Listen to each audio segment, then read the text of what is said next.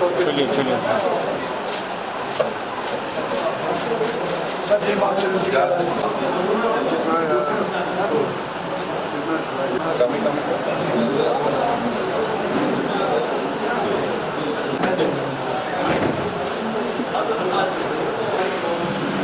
उस महान शख्सियत मरहूम जिसने हिंदुस्तान को एक ऐसा मिशन, एक ऐसा रिवॉल्यूशन जिसको हम कंप्यूटर रिवॉल्यूशन कहते हैं, जो प्रीवियस रिवॉल्यूशन था, जिसके लिए उस वक्त के भाजपा के बड़े लीडर जनाब अटल बिहारी वाजपेयी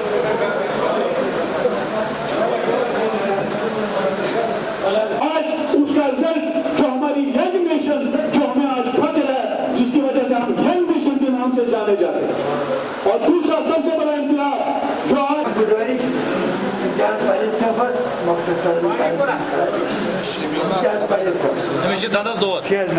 अगर राजीव जी का एसपीजी कवर नहीं हटाया जाता, वो फूलों की माला जो थी, जो बम बन के अंदर गई, शायद वो अंदर नहीं जा सकती।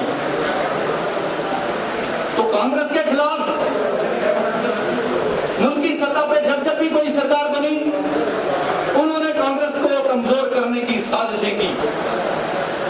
फॉर्मर प्राइम मिनिस्टर और कांग्रेस के बहुत ही कदावर नेता आंजहानी राजीव गांधी जी का 76वां जन्मदिन मनाया जा रहा है।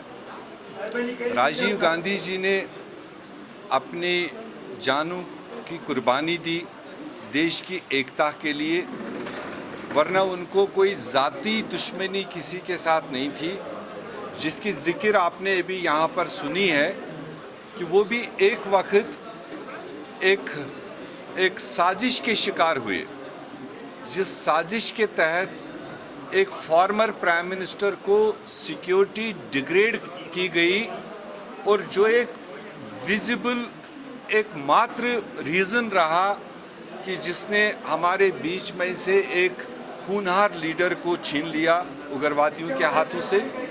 और राजीव गांधी जी जिसने बहुत कम टाइम में एक मॉडर्न इंडिया, एक 21वीं सदी का एक फलता फूलता भारत, उसका निर्माण, उसका सपना राजीव गांधी ने देखा था, जिसके तहत उन्होंने कुछ इक़दामात उठाए थे, चाहे जिसमें पंचायत राज को मजबूत करने का अमल था, 73rd 74th अमेंडमेंट जो उसने अमल में लाई, चाहे मुल्क में कंप्यूटराइजेशन का फैलाव जिसकी आज बड़े लोग दुहाई दे रहे हैं, मगर सारा देश जानता है कि ये राजीव गांधी जी की देन थी।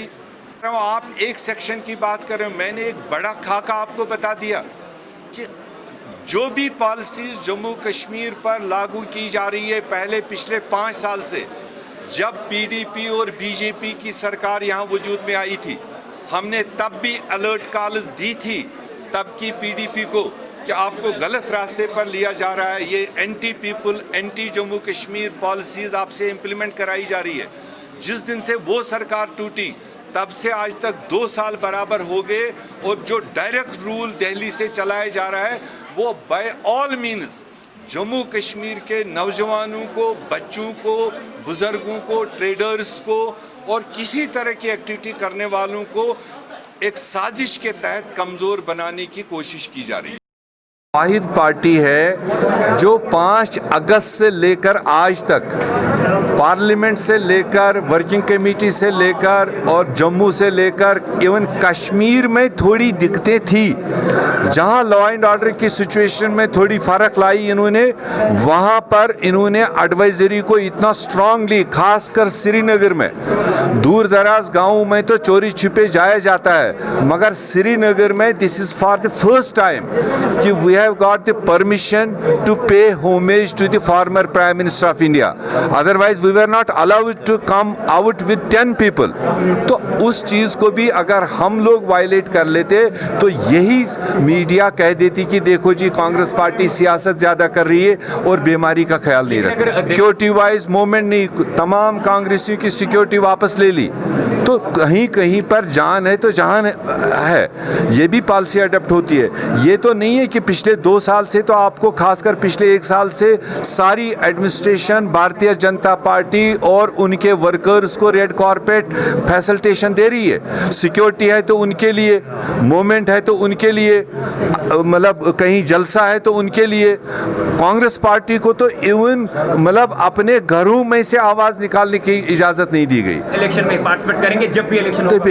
अभी इलेक्शन बहुत दूर है, अभी पता नहीं कितने फेजेस में से आपको गुजरना है।